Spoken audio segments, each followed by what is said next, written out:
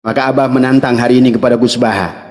Kalau Gus Baha bisa menemukan kitab, kalau Sayyid Ahmad bin Isa itu adalah pernah hijrah dan ada buktinya, apakah itu dia dengan bukti filologi, apakah bukti arkeologi, atau mungkin kitab, ya. Tetapi ada pada abad kelima, ya sahabat, atau abad keempat, pada saat hal itu terjadi, maka Abah akan berikan kepada Gus Baha. Silakan, ya, barangkali video ini sampai kepada Gus Baha, Abah berikan 200 juta. Wallah, demi Allah, ya.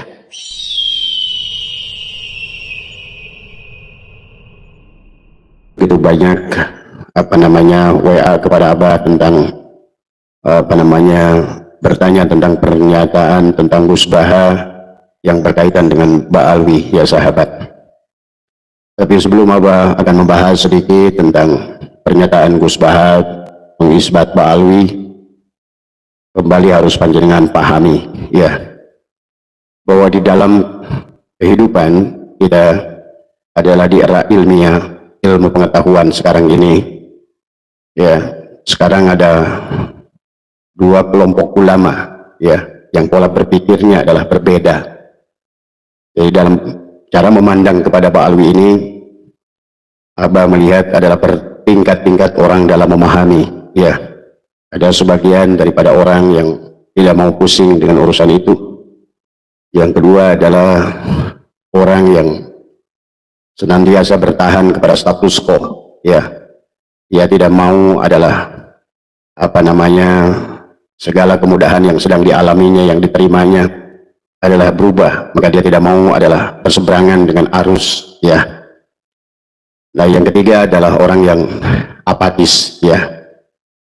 Maka oleh karena itulah Abah ingin mengajak adalah pola berpikir kepada kita semua, lebih khusus adalah buat sahabat-sahabat PWI adalah LS, ya, Perjuangan Wali Songo Indonesia, Laskar Sabilillah yang ada di Nusantara ini.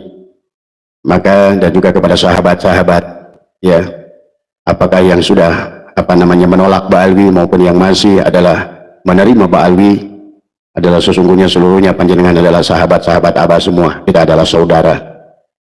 Tetapi yang Abah ingin mengajak adalah kepada kita adalah berpikir dengan pola ilmiah di akhir zaman. Karena Abah kasih tahu bahwa sesungguhnya peradaban bumi, peradaban manusia adalah akan terus oleh Allah dirubah, sahabat, sesuai dengan tingkat kecerdasan akal, wawasan manusia berpikir, ya.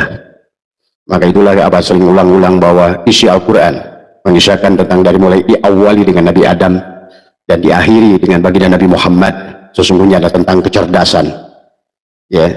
Maka sesungguhnya pada dasarnya Allah akan terus membuka wawasan kepada kita manusia tentang kecerdasan, tentang ilmiah, pola pikir ilmiah di dalam kehidupan. Maka sekarang pun sahabat, dalam berbagai hal, maka panjenengan jangan aneh. Sebelum Abah membahas tentang pernyataan Gus Baha, Abah akan lebih menjelaskan dulu adalah tentang dua kelompok ulama yang sekarang ini, ya.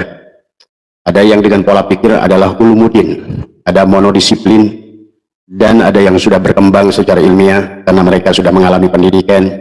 Mereka bukan hanyalah lulusan pondok-pondok pesantren yang mahir adalah membaca kitab kuning, tetapi adalah mereka-mereka yang sudah merasakan adalah bangku kuliah, merasakan proses adalah ilmiah di dalam kehidupan, ya sahabat.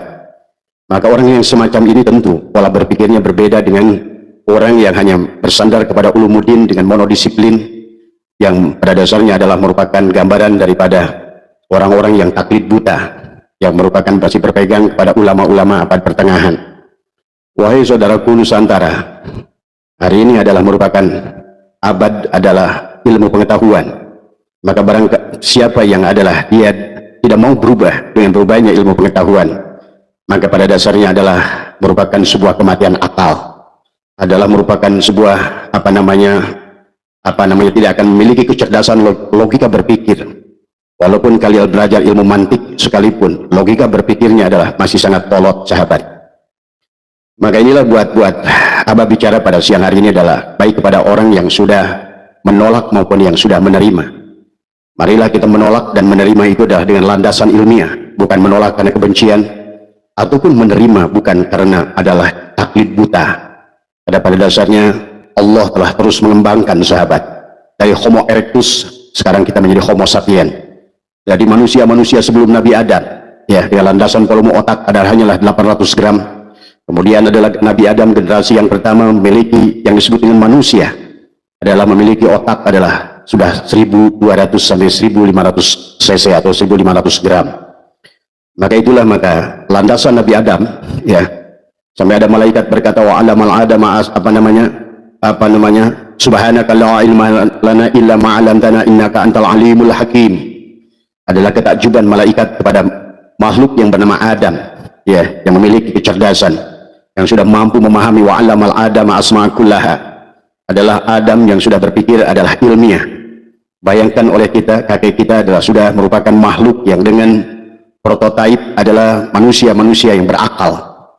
Dan memang tujuan daripada Allah dalam Al-Quran, afala yatafakkarun, afala yatadabbarun, ya, afala ta'qilun, akan membawa bahwa agama ini adalah memang harus kita dalam mendahulukan, adalah kita harus tidak boleh keluar daripada landasan ilmiah. Itulah Allah berfirman dalam Al-Quran, wa may yattabi'u aktsaruhum illa dhonna. Dan sesungguhnya kata Allah, kebanyakan manusia adalah akan mengambil segala sesuatu itu adalah hanya dengan sangkaan. Padahal kata Allah, inna dhonna la yugni minal haqqi syai'ah. Dan ketahuilah sesungguhnya zon itu tidak akan bisa menunjukkan kebenaran sedikit pun. Wallahu adalah alimun, sahabat. Allah yang menegaskan sesungguhnya Allah maha mengetahui. Mengetahui itu adalah ilmu. Maka itulah ilmu bukan hanya sebatas tahu, sahabat. Ilmu dari kata alima, ya, ya'lamu ilman wa ma'laman fahuwa alimun wa dzaka ma'lumun. Maka diharapkan pada penghujung daripada ilmu itu adalah kalian adalah maklum. Dari alima sampai ma'lumun adalah sebuah proses pembelajaran, adalah bagaimana membuka pola pikir dan wawasan. Maka sahabat Nusantara yang insyaallah dimuliakan oleh Allah, dan juga sahabat TWI LS Nusantara dimanapun berada, maka jangan aneh kita sekarang menyaksikan dua kelompok ulama yang berbeda pola pikir. Yang pertama masih berpegang pada monodisiplin, adalah ulumuddin, adalah dengan ulama-ulama dengan filsafat keilmuan abad pertengahan, adalah hanya melakukan menggunakan taklid buta, dan dia tidak mau keluar daripada zona nyaman yang dia hadapi.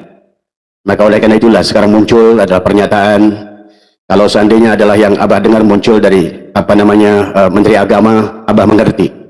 Karena Abah secara pribadi sudah tahu beliau, kalaupun beliau adalah masih seolah-olah adalah mengakui Ba'alwi itu adalah Dzurriyyat Rasul, hanya sebatas sebagai penghormatan dan tidak mau beliau sebagai adalah pejabat negara adalah membuat keributan. Tetapi secara pribadi Abah mengerti tentang pola dan prinsipnya, karena Profesor Nazaruddin Umar adalah seorang profesor yang cerdas, ya.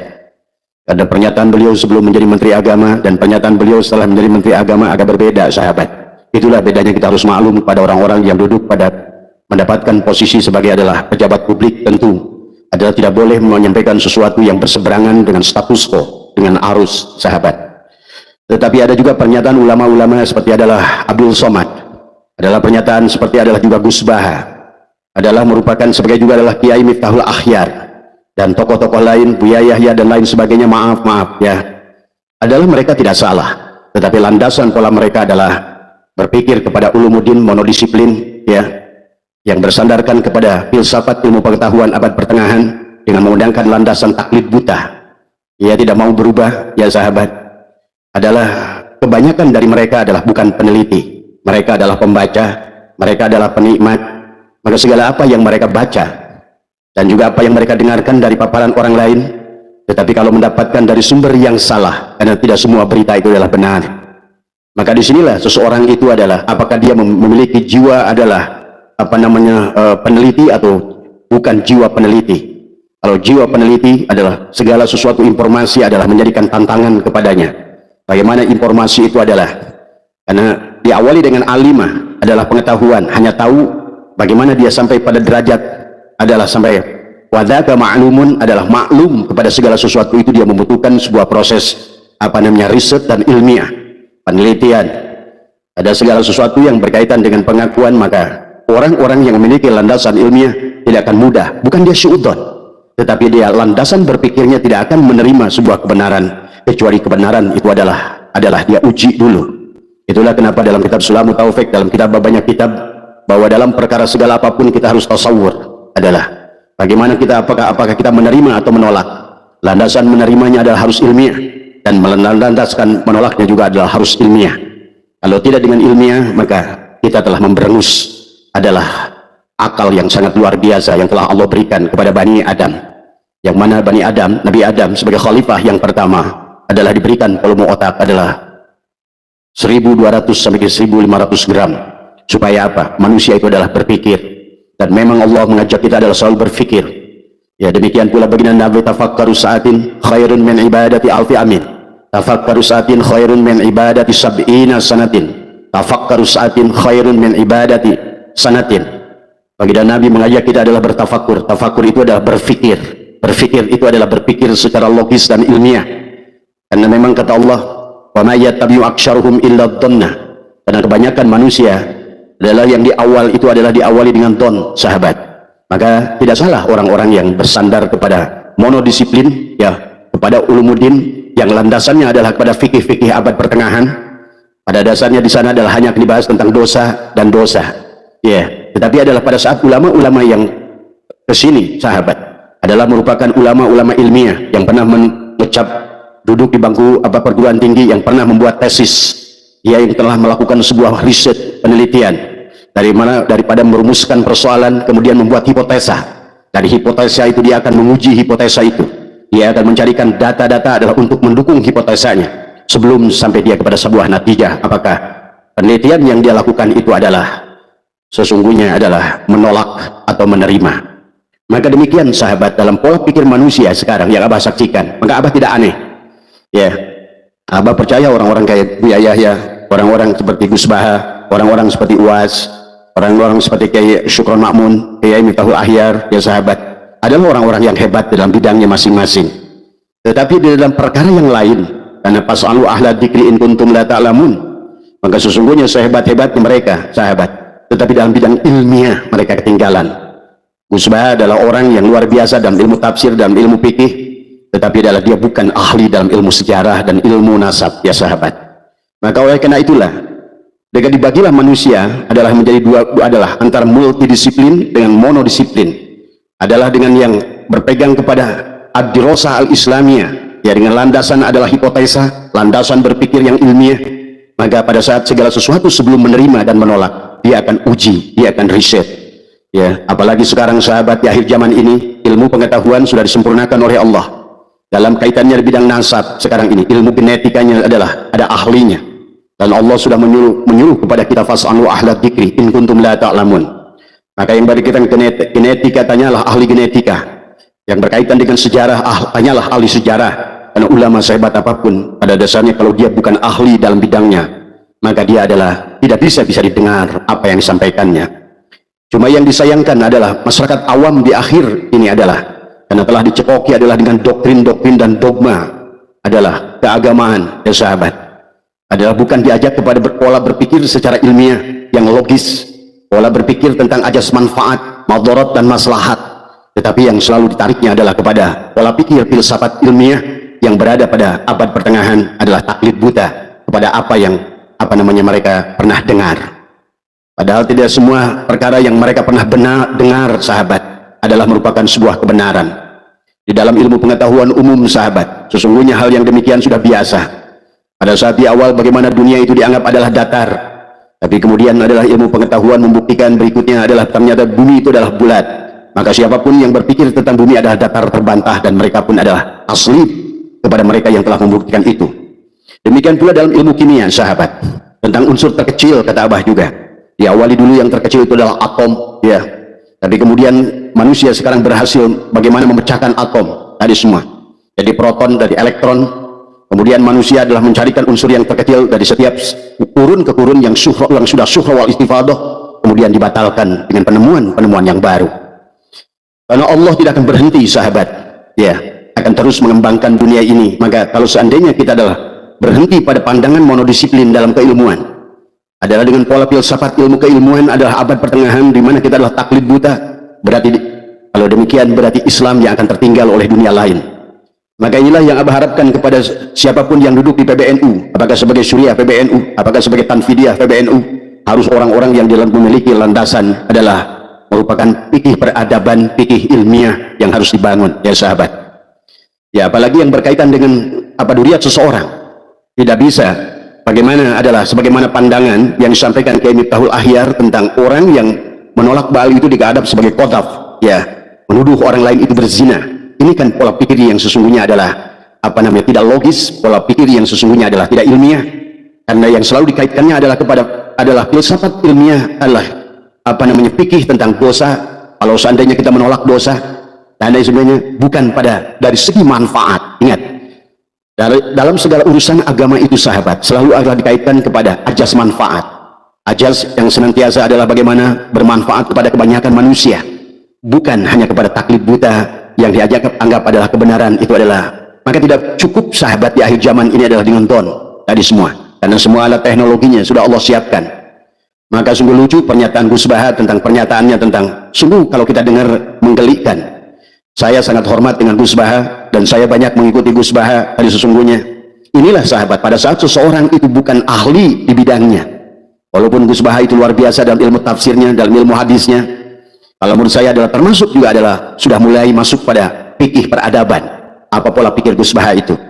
Tetapi yang berkaitan dengan pernyataan beliau tentang Ba'alwi ini adalah hanya seseorang yang bukan peneliti, seseorang yang suka membaca dan mendengar. Tapi persoalannya pada saat seseorang itu sudah besar di masyarakat, seseorang itu sudah dianggap adalah sebagai tokoh publik, maka segala apa yang disampaikannya adalah menjadikan sebuah kebenaran. Maka sangat disayangkan di akhir zaman semacam ini orang semacam Gus Baha, kalau seandainya dia hanya menerima segala pengetahuan itu dan dianggap pengetahuan itu adalah sebuah kebenaran dengan hanya istilah bahwa ini sudah syuhra wal istifadah. Ingat sahabat, dalam ilmu pengetahuan segala yang syuhra wal istifadah adalah bisa dibatalkan pada saat ditemukan adalah fakta-fakta yang baru. Demikian pula sekarang sahabat di dalam ilmu nasab ada fakta-fakta baru, ya, yang harusnya juga adalah Gus Baha adalah mencari dari sumber yang benar, dari sumber yang kredibel. Tapi inilah pola berpikir yang senantiasa tidak dilandasi dengan landasan adalah ad-dirasah, ya, pembelajaran, ya. Maka dia hanyalah akan menerima informasi dari seseorang atau barangkali membaca dari sesuatu dan itu dianggap kebenaran, dan kemudian beliau menyampaikan betapa bahayanya orang yang sudah dianggap adalah memiliki legalitas kemudian menyampaikan sesuatu adalah apakah dia itu ada tasdik dengan segala sesuatu tanpa tasawur, tanpa penelitian. Tapi memang tidak bisa dipaksa sahabat. Maka juga sebuah sahabat yang sudah menolak Ba'alwi, jangan membenci mereka, karena mereka memang adalah seolah-olah bahwa mereka itu berada pada hidupnya di akhir zaman, di abad ilmu pengetahuan. Dia menggunakan produk-produk ilmu pengetahuan, tetapi adalah pola berpikirnya adalah menggunakan pola pikir filsafat keilmuan adalah abad pertengahan yang selalu adalah bersandarkan kepada taklid. Cuma sayang pada saat yang dia taklidi, karena tidak semua informasi itu adalah benar tadi semua, ya. Inilah yang tentu adalah yang akan sangat berbeda. Orang-orang yang berpegang pada monodisiplin, ya sahabat, adalah hanya menggunakan paradigma filsafat apa yang dikatakan oleh Gus Baha, apa yang dikatakan oleh UAS, apa yang dikatakan ulama yang lain yang mengisbat Ba'alwi itu, jika dikaji dengan paradigma filsafat ilmu pengetahuan, maka pandangan tersebut sesungguhnya kita bisa melihat adalah hanya masuk pada wilayah ulumuddin yang memiliki sifat monodisiplin, ya. Paradigma monodisiplin dalam studi agama itu adalah basisnya sekali lagi adalah merupakan ilmu-ilmu abad pertengahan. Berbeda dengan orang-orang yang sudah memiliki pandangan, sudah punya landasan, pernah duduk di perguruan tinggi, dia pernah membuat skripsi, tentu pola pikirnya tidak akan lagi segala informasi yang ada itu adalah dia akan terima saja. Itulah kata Allah, "Wa may yattabi'u aktsarahum illa dhanna, inna dhanna la yubni minal haqqi syai'a." Karena don itu sungguh tidak akan bisa menunjukkan kebenaran sedikit pun dari semua. Karena itulah innallaha alimun, sesungguhnya Allah lah yang maha mengetahui. Berarti itulah ilmu sahabat, ya. Maka landasan ilmu yang ilmiah akan dibutuhkan di akhir zaman ini sahabat, ya. Karena landasan ilmu yang ilmiah bukan hanya terbatas pada fikih peradaban yang hanya dosa, tetapi akan diperlihatkan adalah dari segi maslahat dan madarat, ya sahabat. Inilah yang harus diperhatikan.